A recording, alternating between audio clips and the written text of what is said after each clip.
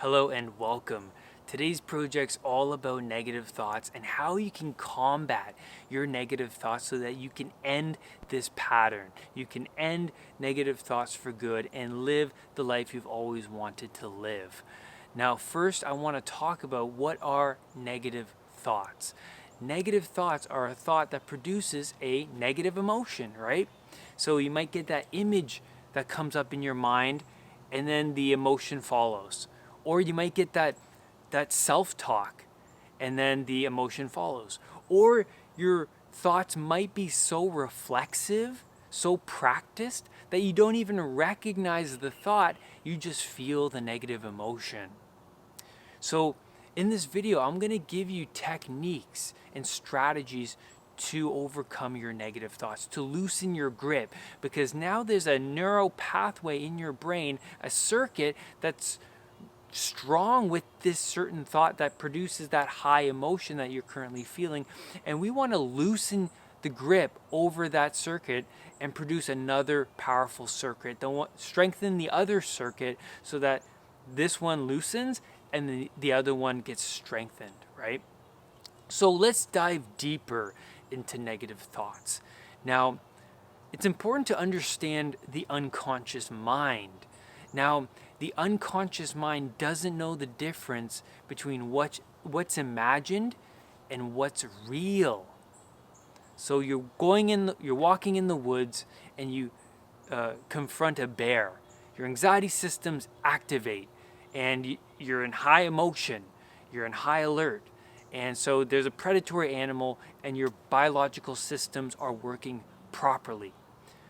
But when you just are at home or when you're just on the subway and a thought comes into your mind, it's the same circuitry, it's the same system reacting to the bear, but it's reacting to the image in your mind the same way. It's giving you high emotion, it's producing some anxiety, and it's producing some dread, and it's producing a bunch of other feelings that you don't want to feel. And so that is quite daunting. And you don't know what to do about it. That's the thing, you don't know what to do. So that's what I want to do in this video, give you techniques and strategies to combat this moment that an anxiety sufferer has or anybody has. And that's the thing, everybody has negative thoughts. And because I get a lot of people coming to me suffering from severe anxiety, it's like, why am I thinking these thoughts? These are horrifying. I can't believe this. And I'm like, well, everybody experiences negative thoughts. You're not the only one. It's just so common. So what can you do about it, right? So let's go back to the unconscious mind. The unconscious mind reacted to the thought as a threat to your life, because that's what it is. It's a threat to your life. It's the same circuitry as encountering the bear, right? But you're reacting to that thought like it's a threat to your life. But you may be asking, how can it be a threat to my life? It's just this thought. Well, that's the thing. There's underlying fears, right? There's underlying fears under that thought. It's not just that thought, but it stems from somewhere. And I'll give you an example. This is so cool because it's an eye-opening thing that made me like go, oh, that changed my perspective over my thoughts. Now, I used to have thoughts about my family members dying, and I used to be like, why am I having these thoughts? These are just absolutely horrifying. And I would be on walks with them and I would imagine them dying, and I would get, this isn't right. I'm not right. I might be going crazy. I might be a psychopath. What if this comes true? And I'm reacting to these thoughts like they're true. Remember what I said before, the unconscious doesn't know the difference, right, between what's imagined and what's real. So I reacted to it like it's a threat to my life. But then I also had to dig a little deeper. Why is this thought like a threat to my life? How is this thought a problem?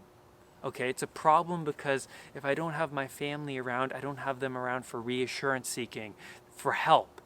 Okay, so how is that a problem? So if they're not around for help, I may not be able to survive because I don't know how to. So as you can see, as we dig deeper, the threat to my life becomes more noticed, right? Because, oh, if I don't have them around, I can't survive. So definitely this thought is a threat to my life. Do you see why it's a connection, or how it's a connection?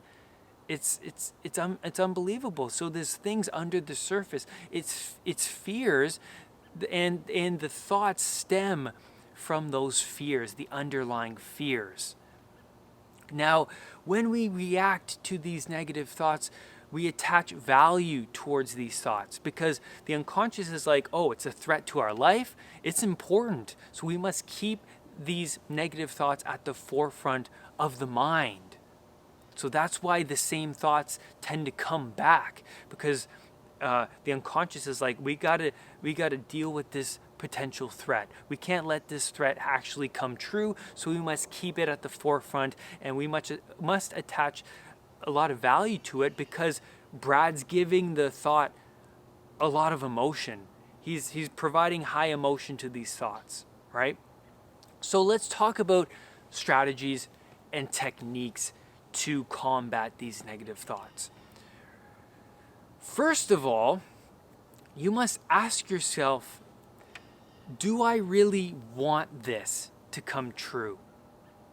Because you might think of negative thoughts about hurting yourself. You might think thoughts about other people close to you dying or hurting someone else. Whatever it is, think about it for a second and say, do I really want this to come true?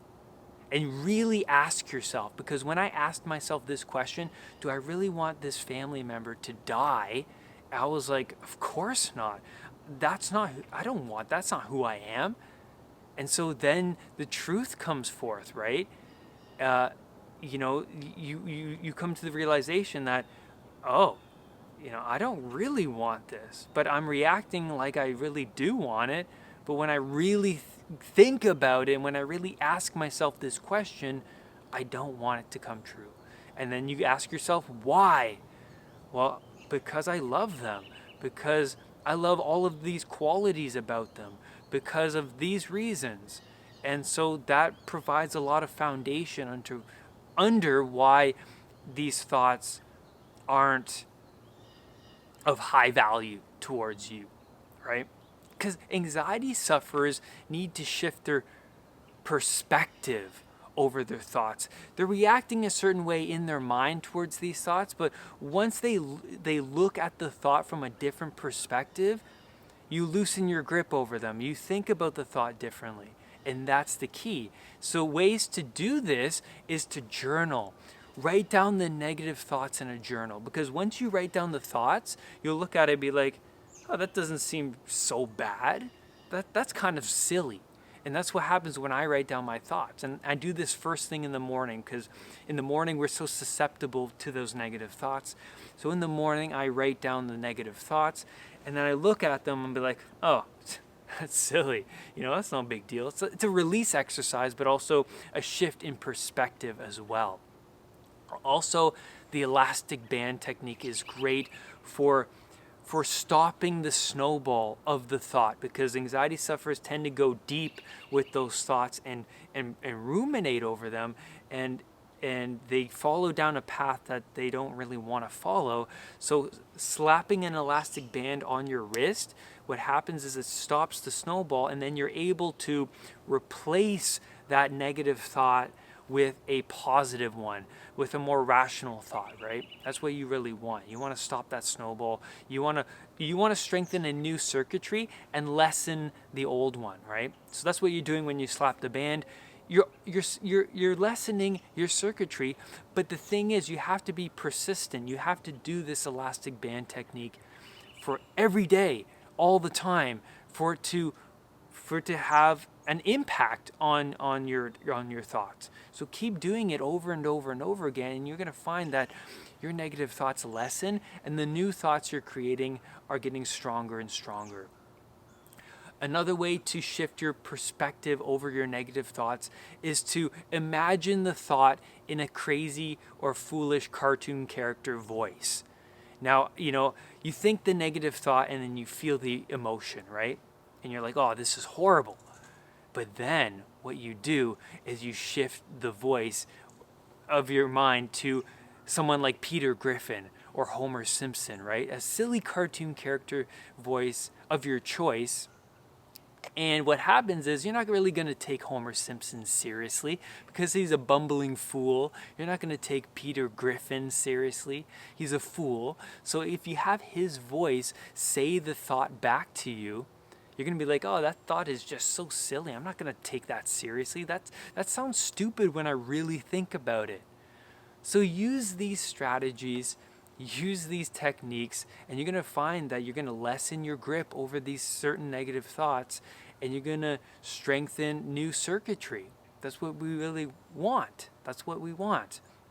And it's about shifting perspective as well and understanding how you react to these thoughts like it's a real predatory animal. So rewatch the video, understand the unconscious, how it works, how we react to these negative thoughts, and implement the strategies, and you'll find that your thoughts lessen and lessen. And ask yourself these important questions too, like, how is this thought a problem? Dig deeper, find the fears underlying the thoughts, right? So figure that out, and then ask yourself, do I really want this thought? Do I really want it to come true? And that's where I'm going to leave you on this video. Thank you so much for being here with me today. And remember, do not let anxiety define who you are. I will see you on the next video. Bye for now. Remember to hit that subscribe button and that bell so that whenever a new video of mine appears, you will be the first to know. Namaste.